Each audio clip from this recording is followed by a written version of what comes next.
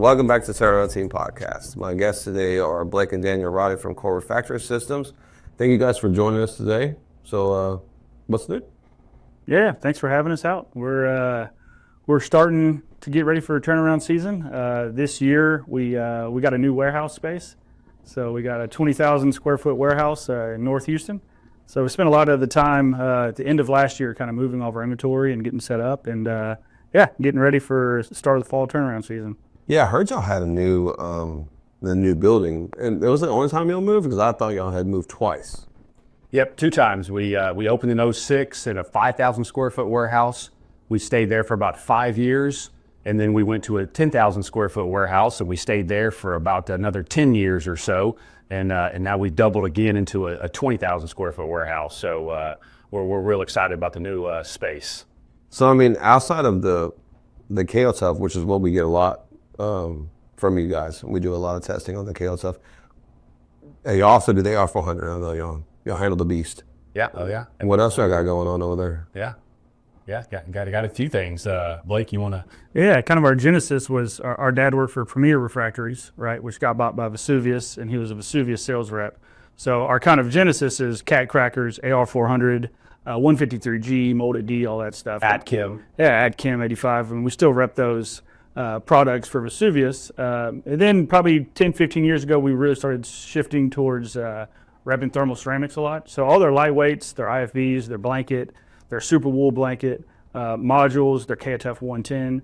But we also offer a pretty wide range, a lot of harbison material for the SRU market is kind of what we're into. So really anything a boilermaker, a refractory guy on a turnaround, from the anchors all the way out, we get into.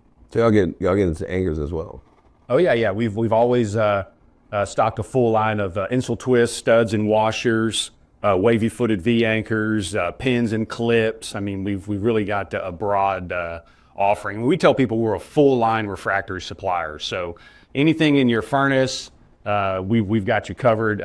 We've got a full line of cat cracker approved products. Probably one of the only outfits that has in stock material on all the material offerings and selections and areas that you would use in a cat cracker. So definitely heavy cat cracker, fired heater, and SRUs is sort of what we're into, hot and heavy. And of course, the newest thing we have online is the module manufacturing operation. So, we went years where we had opportunities for modules, and essentially because of tight lead times, we had to tell people, give our competitors a call, essentially.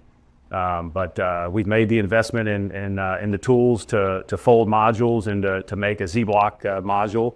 Of course, we partnered with Thermal Ceramics, so we have the full backing of all their technical folks, and so any questions we have, we can rely on them. But so we're excited about that. That's the newest part of our product offering is the folded modules. Well, my new guys, I got 2 new guys out there. Y'all probably seen them on Lab Rats if y'all watched that. And I asked them, because in one of the episodes, I think it was Nathan that asked me, what does Core do? And they're like, well, they're a third-party manufacturer, I think. Like, I don't know how the system works, but they work with manufacturers, and they send stuff to their shop and they hold it. And because, if correct me if I'm wrong, but it's because the manufacturing facilities are so far away, and you guys are over here, and the work is in our area a lot of the times, and y'all can get it to the site a lot faster than what the manufacturer could do. Is that correct? Yeah, absolutely. I mean, the nature of turnaround maintenance is I needed it yesterday. And so that's why we have a significant investment in products that are in stock. And you're right, Craig. We over the years we've made key partners and relationships with high quality manufacturers, and so they support us for direct plant shipment if we have truckloads that just are made and shipped to site, as well as we fully support their products by stocking their products, so that if you're 4 pallets short, on a Saturday night, you can call Blake or I or Core, and you can get material that you need that otherwise would be sitting at some manufacturing facility in Illinois or Ohio, which is where a lot of the major manufacturers for refractory are because of the steel industry. They're in the Northeast there. And so, yeah, we're a local source for all things refractory. There it is. Blake, so is your role kind of the same as Daniel's? Y'all did the same? Yeah. So Daniel and I do a very similar thing. We're both in sales heavily, but also running the warehouse, making sure shipments are out, all the testing's done. I interface with you, as far as like, hey, I've got 10 test bags for this job. Here's our PO. But Daniel and I are very much independent salespeople. It's not even by territory. It's just certain customers we get along with better, or we have relationships with, and we kind of divide it up 50-50. There's really no like set territory of, hey, these are mine or these are yours. At the end of the day, it's just getting the job done, servicing the customers, whether it's end users, contractors, and then a lot of it's heat treat. There's also forge. There's boiler guys who come in day to day and really use us kind of like a Lowe's for refractory. They'll come in and say, hey, I need some air wool, I need this, I need that, and we can provide the whole package. That's a good point. So Core was established in 2006, as Blake alluded to. Our dad, Paul Roddy, was a regional sales manager for Premier Refractories, and then they got bought by Vesuvius, and then he was like, I got to get out of here. And he had a huge territory. He was traveling 150 nights a year. It was a lot, for as far as that goes, for family life, essentially. And so him and Ron Knieper partnered up, and they started Core Refractory with support of ICSC over in Prairieville, Louisiana. A lot of folks know Warren Singer and ICSC. But I say all that to say that Ron had a background in local contracting for really non-refinery related. You think heat treat, you think forge, you think little boilers, ship boilers. There's a lot of other industry in Houston that require refractory that are not specifically, refinery related, which is where most of our business is. But we do support a large number of local boiler companies, heat treat, forge. So there's some peripheral industries that we stock and right, like Blake said, they really use us as like a one-stop shop. They literally just send their guys over, they pull up, they get 15 of these, 10 of these, you know what I mean? Everything that you would need for to insulate a boiler on the inside. Yeah, and that led to some fabrication. We're not manufacturers, right? Like we don't make any of the casts. We rely on thermal ceramics, Harbison Walker, Vesuvius, but really any manufacturer that makes material that the market demands, right? We want to supply the demand. And then the other thing is like, hey, can you do this? Can you make this tap hole gasket? Can you do this? Can you got these modules? So that kind of led us into, we never say no, and just figuring out how to make things. So we can sew specialized pieces. Now we can make modules, and kind of expanding our offering just for whatever the market demands is really what we're trying to do. We tell people anything high temperature. So like Blake said, we've got sewing capability. So think silica cloth, think little pads and gaskets and tadpole gaskets.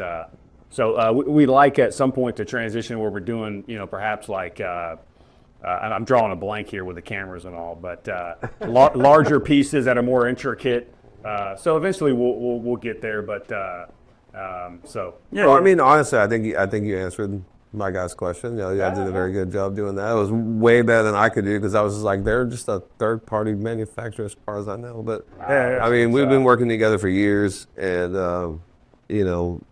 other facilities, and then now here, at TSG. But my question is, I thought it was really weird that y'all reached out to me and wanted to start getting into a little bit of marketing. So how'd that come about?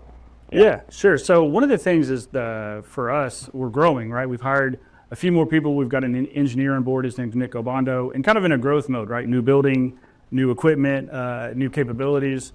And so we started advertising more with the hats, which are real popular. A lot of folks wear hats, and the mesh hats have been popular. I see you real active online, right? And we see you're making a push for advertising and what you're doing with the lab rats. We thought it was cool, right? And it's something Daniel and I talk about. Well, how do we continue to influence the market, get our name out there, and really be engaged with the market? That's right. We saw you doing it, and so like, hey, that's a cool partnership. I talked to you in the past. I know we've done, there's the catering, there's different things we've done together, to where it's like just a cool opportunity to partner with someone who's engaging the market, which is kind of what we're into. So the whole thing was to try to bring some sort of symbolism to refractory. Yeah. Because we don't have anything. You know what I mean? Like I said, the iron workers have their wrench, and the welders have their whatever the hell they have, but The fishermen, even people that like to fish, they have the dirty hooker thing. Yeah. You see the stickers on the back of the trucks, dirty hooker. And I just really wanted to bring something to refractory that would make somebody proud to have a sticker on their truck or wear a shirt that lets everybody know they're a refractory hand. Yeah. Because there's a lot of pride in being a refractory hand. It's one of the hardest jobs that could possibly be done. It's one of the dangerous jobs that could be done. Yeah. And I just don't think that there's a lot of symbolism for that. Like I said earlier, like the design of the back of the shirt, we want to do a cat, whether it's a UOP or whatever design it was, just to explode a view and teach, show everybody this pipe is this is the riser line, this is the regen, these are the cyclones that are in there. That way, when somebody's kid goes, Daddy, what do you do for a living? He's wearing the shirt. He could just turn around and go, well, this is what I do. I climb up this pipe like this, and and do that thing. And obviously you have the pride for the wives at home, because the families take the most hit because the dad's always gone or the wife's always gone, whether whoever it is that's working, right? And bring that back to the family so they can know exactly what their parents do for a living. Yeah. Or for anybody like my guys, you're like, well, what do we do? Well, we test refractory. Well, why? They have a lot of questions. Or I love their questions. What's refractory? What's refractory? Yeah, a lot of folks that I tell friends or whatever, so what's refractory? It's a small market and it's kind of a small world, right? And a lot of folks know each other, or it's family, or it's multi-generation, or my cousin got me into it.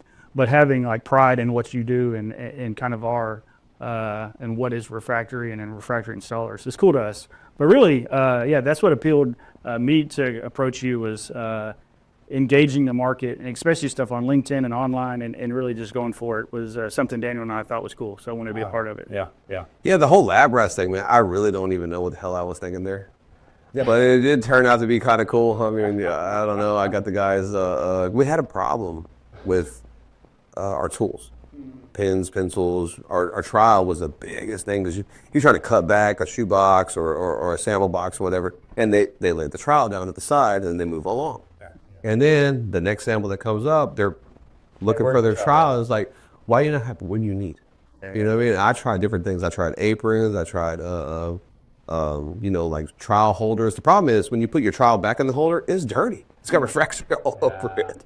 And so we came up with this tactical vest type of tool holder that has a magnet on it on the shoulder, but they can just take their trial and just pop it back on their shoulder. And when they need it, it's always there. And because we were wasting upwards of 45 minutes a day looking for pens, pencils, markers, trials, razor knives, what have you. And I'm just like, I'm not paying for this. We got to fix this. Yeah. Because we need to be more productive because the industry demands, come on, now, boom, boom, boom. And it's like, when can I get my results? Well, it's by API, it takes 4 days. 4 days? What the hell's going on? I needed it yesterday. Yeah, I needed it yesterday. It was like, well, we love that. We love to work the weekend. That's overtime, for us. It's the only time we get overtime when the client pays for it. Other than that, we're a 40-hour lab, and that's what a lot of people don't understand. So it's another part of the industry that I'm trying to change is having different shifts, right? A shift that works through the weekend, right? Like Wednesday through Sunday or something, you know what I mean? But I can only be open until midnight unless I do a graveyard shift. But one of the things I wanted to incorporate is to have that ability, especially if you're right here in town. 225 is plants everywhere. Oh yeah, There's work all the time. That's right. Hey, you need something. My competition is not going to be open, but we're going to be open. Okay. And that's what I want to try to do. Yeah. And that's what I'm grooming these guys. I'm not just going to put some boogering moron on that shift because it's overnight. I want a qualified guy that's been gone through the ringer with me a little bit and I see these guys, man. I give them tests. I come up with these tests. I type them all up and make them take them. And that's what on the vest you've seen the stars, and that's what they have 1 star. But they're level 1. Yeah, it's like a general system. And they can't get level 2 until they have an actual API. Yeah. And so that's where we're going with that. Yeah, and You spurred my memory there when you were talking about being open 24/7, and I think about my dad, Paul Roddy, and he that's one of his claims to fame. Is early on in his career, think back in the maybe the early 90s or something, he was one of the first refractory sales guys to start giving out his home phone number to people. That way they could call him, on weekends at whatever hour, and that was sort of holidays. That was a sort of lap it up mentality of Premier, and anyways. Yeah. And we're 24/7. We do call outs if we have to go load material, but as far as our cell phone, Daniel and I answer after our hours calls. It's part of it, but it is taxing, like as far as family life and all that. Well, since we're on camera, I have to make a confession here that I actually turned my phone off from about 11:30 until about 5:36 in the morning. So if you call me in between those hours, I'm going to catch you at catch you at 5:30 when I wake up. But this guy, he actually leaves his phone on the entire night. So Yeah, I do too. But if it rings, I'm gonna be an asshole. To you. I'm like, what the hell? What do you want? my gosh, well, There's no reason for a refractory testing emergency. Why are you calling? I was getting some automated calls. You know, I had gotten a few automated calls over the years at night. You know, and that's sort of what. I think I've only had 2. Well, I mean, I say that, real I say emergencies, that, but that's not actually true. I just wanted to make sure that I wasn't lying on camera. So, yeah, all right, okay. One of the 2 lines is 24/7. That's right. Core is 24/7. So it's 50-50. Yeah, that's right. It's a partnership. You know how that is, I don't. I mean, I like to do everything pretty much by myself. I have a really bad case of OCD. Of course, I was raised by people like Ron Nelson and Wayne Dempsey and all that stuff. Just kind of it's in here. You gotta do it yourself or it ain't done right. Oh, no, I agree with that. And so, like I said, my phone is on all the time. It's just nowhere near around me. Yeah. So, Yeah.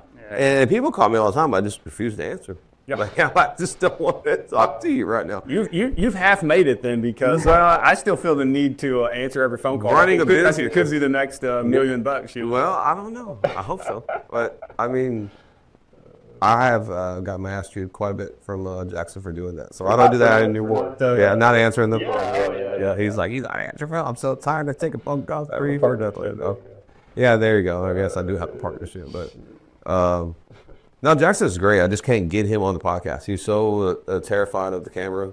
He doesn't want to come on. He's a handsome guy too. Jackson, get on. Come on, Jackson, get up here, man. Yeah, and I got the table up. We can get, But honestly, I mean, he's just so damn busy. Yes, I can't get him running. or any of his inspectors to come on. I've gotten Victor. Then I got Ruben. But I think that's about it, man. Yeah, I got to catch them while they're here. I'm like, hey, man, you want a podcast? And they're like, no, I don't even know how to do that. And I'm like, it's okay. You can learn. I'll teach you.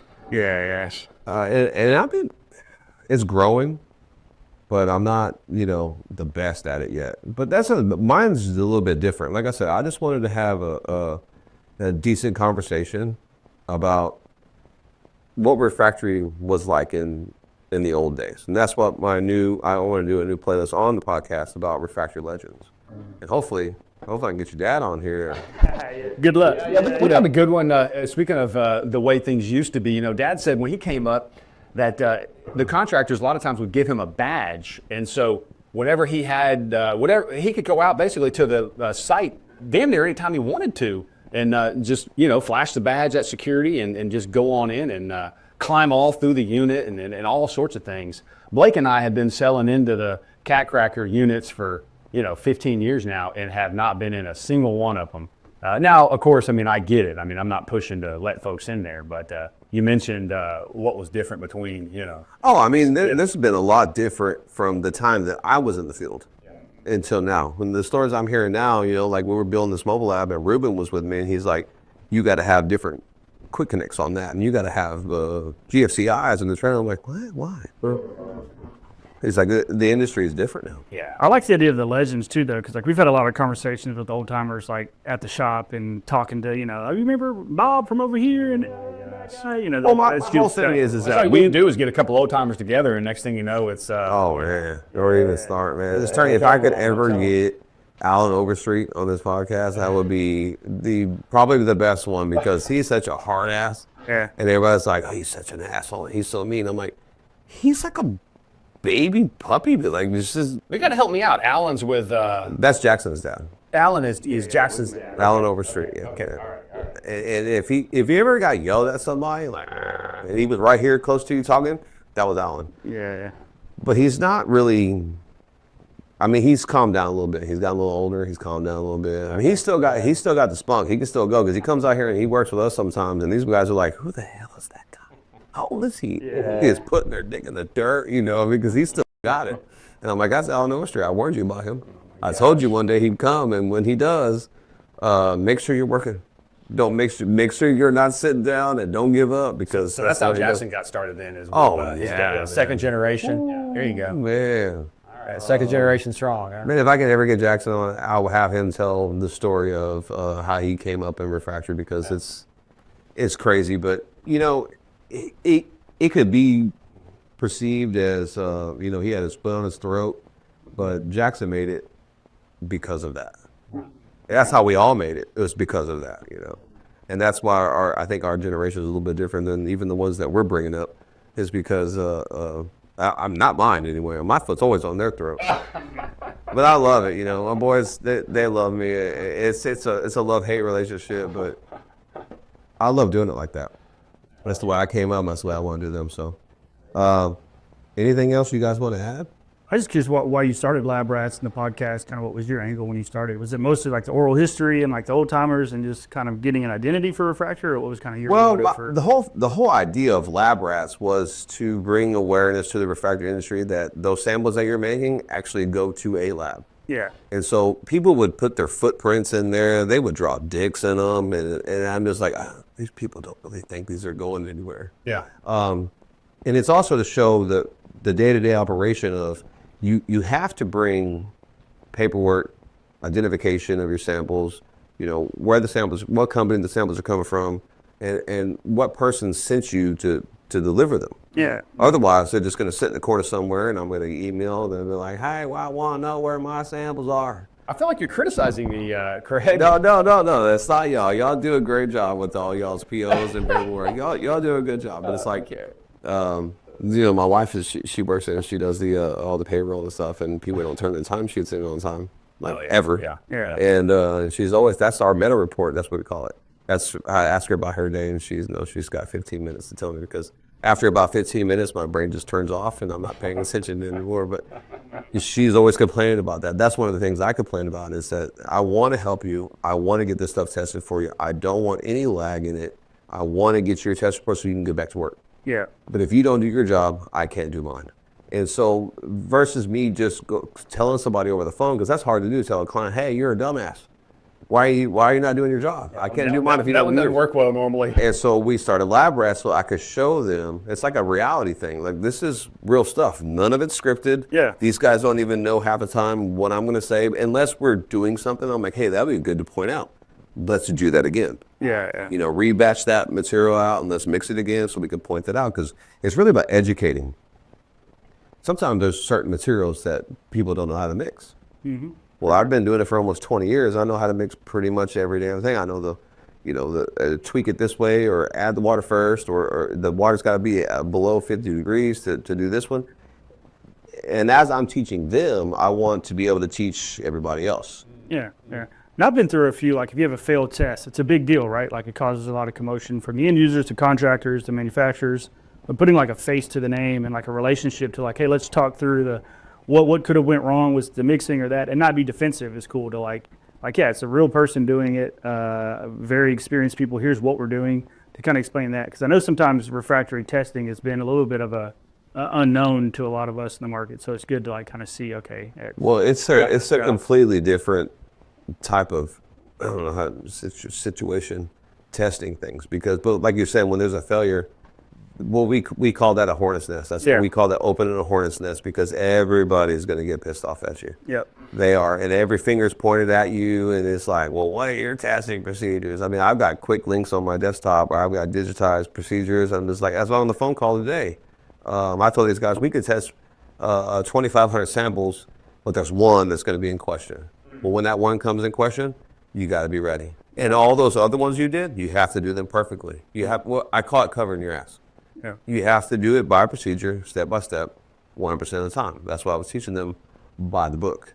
And the API is, when you're doing an ASTM, you got to do it by book, because there's really no leeway there. API doesn't really specify things, especially when it comes to products like Thermon, for example. You don't have to do a dry out to Thermon. API calls for a dry out, but Thermon doesn't call for one. There's no 230. It's not on the data sheet. So it's a rapid fire technology, so you technically don't have to do it. We do it just to cover our ass. So, because on our report, we have a 230 section and we have a 1500 section.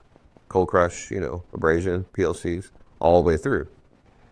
It's a good way of helping a client out that's in a rush.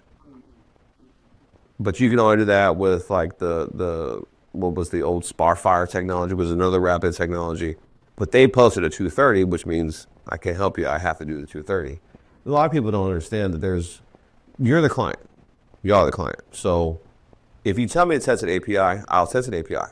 But if you tell me to test it by, Blake Roddy spec, then that's what I have to do. Yeah. A lot of people don't know that. That's a tough one right there, that Blake Roddy spec. For sure. Who knows what the hell that thing says? I didn't even fully read it. But that's what I'm trying to bring awareness to. Everybody thinks that the independent labs, follow the API like it's a piece of scripture or something, and it's not, because we don't know what you're doing out there. We're not tied to the API. We're not tied to the ASTM. We're not tied to a specific facility. Y'all have the discretion, and whoever is paying the bill tells us the rules. Yeah. And for the most part, it's API 936 stuff that's going there. We're both certified in that. Kind of get involved with the meetings and what's going on in the market. But there's really little that we test. It's not just standard API 936, so that's really not a big deal. But it is up to the discretion of whoever's paying for the test. Like Similar to how we again are open to supporting something like this, just because of the nature of refractory. I mean, we're refractory guys. We're second generation refractory guys, and same with the API. We go there twice a year. Some people say, well, why do you go? We go to support the folks and to support the industry and know what's going on the latest and regulations and rules and to support. So like we can encourage manufacturers that we work with, like, hey, here's where the market's kind of shifting. Years ago it was fast fire, and we were kind of like ringing the alarms, like, hey, if you don't have fast fire material, you need it, right? Because that's what the market is calling for.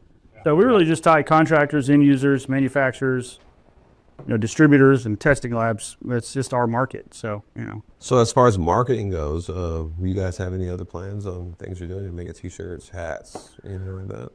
Our website's nice and updated about 5 years ago. We do some conferences, I do a lot of sales calls. But for us, marketing is heavily Daniel and I getting on the road, going and seeing customers. Well, and also a lot of our marketing, honest to God, I know it sounds corny, but is organic, right? I mean, in other words, if you service the customers strong, you know what I mean, and you take care of business, and folks have a way of spreading your name sort of, again, organically. And we're constantly surprised at how our name gets thrown around, all over the place for stuff, just because, again, we try very hard to service folks right, you know what I mean? And I think we're fairly successful with that. And so that just goes along with the marketing aspect of it. We probably run a pretty tight marketing budget in terms of, not doing a whole lot as far as that goes. We've got some room where we could certainly open up, and we've talked about that, doing some shirts and, some stuff like that, just to continue to get our name out there. And yeah, we look forward to, hopefully in a couple of weeks, you can come to our place, right, and kind of do a shop tour and show people what we got. Because I always tell people, we're not resellers. We've got a 20,000 square foot warehouse. We've got a warehouse in kind of the Baton Rouge area, but it's full of refractory, a ton of ceramic fiber blanket, super wool blanket, bricks, the whole shooting match. So it's cool to see what we do. So we hope we can do that in a couple of weeks and have you out and then kind of show you what we do. Yeah, that was kind of my idea as far as so as far as lab rats goes. That's just a playlist on the TSG YouTube, but I wanted to do another playlist where I get out to facilities and see the things that I've never seen before. Yeah. Because it's not like I can just go knock on the door of one of these refractories and go, hey, let me in. I want to see. Give me a plant tour real quick. They won't do it. But there's fab shops. There's. We should just talking off the dome or whatever. We should see about. I think it'd be interesting if you guys went to a manufacturer. You know what I mean? And because, for instance, Thermal Ceramics, they've got a very elaborate lab. I mean, with some very high-tech equipment and so on and so forth. I don't know how manufacturers would feel about that, opening up their... I really don't know, but I mean... Yeah, interesting though, huh? I mean, game as far as... It was interesting to us. It was like, oh, wow. It's more than you would think, which is cool. If they're local, I mean, I don't think the Thermal Ceramics are... That's to Georgia. Oh, that's not that bad. I could drive there. Yeah. Oh, you go take the wife on a workation. Yeah. Who's it, James Brown? Was it home of James Brown? Yeah. That's Brown. So outside of the Core Refractory website, how do new customers find you guys? Sure.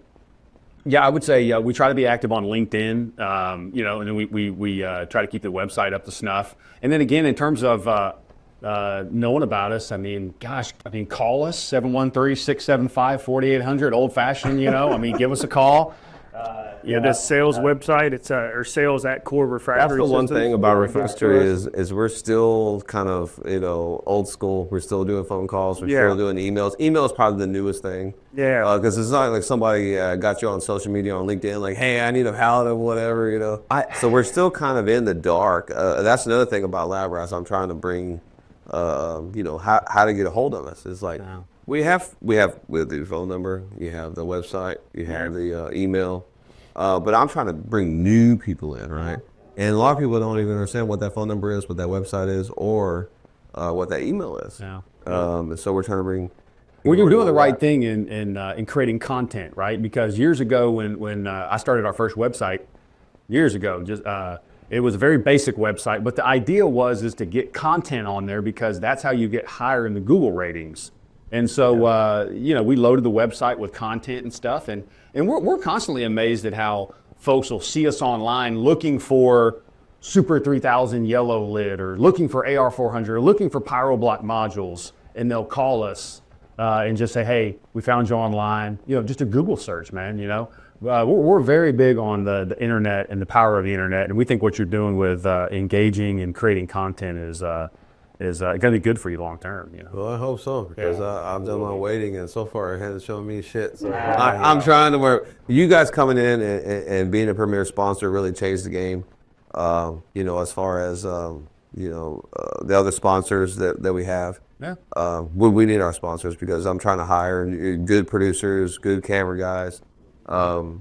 There's a class or something I could take where I can learn how to do all that on my own, but I really don't have time for all that, and I really don't want to do it because all that stuff is too technical for me.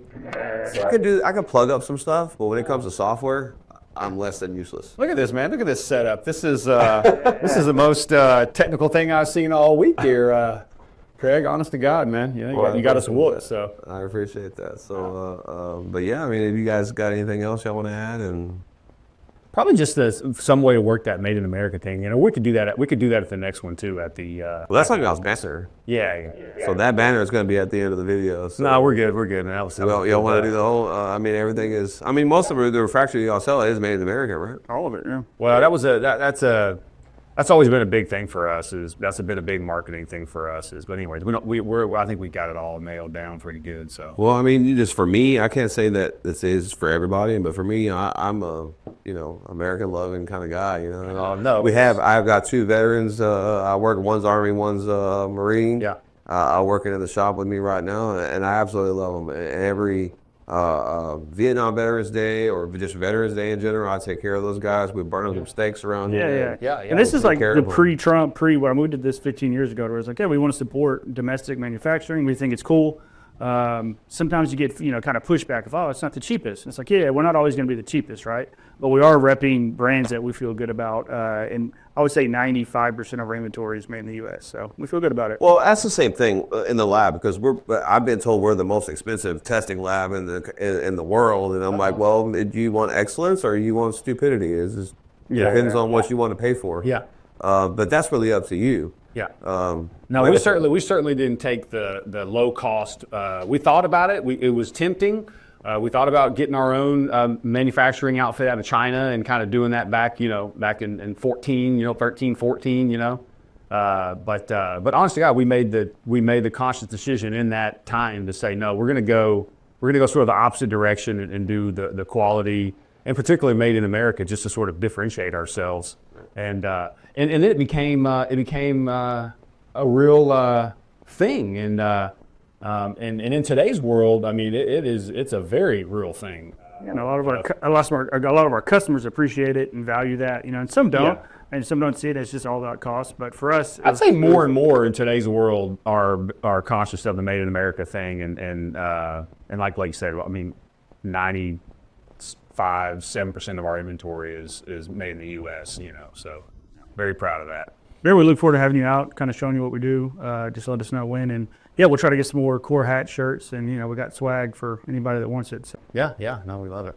Okay, so maybe I can give some of that away on social media or something. I can help you out with that. Oh, now you're. I'm gonna put my lab rat. You're stretching. You're stretching. I'm gonna put my lab rats in the test because they're going for their API this year. So my idea was to maybe ask everybody on social media what API questions I should ask them, and every time they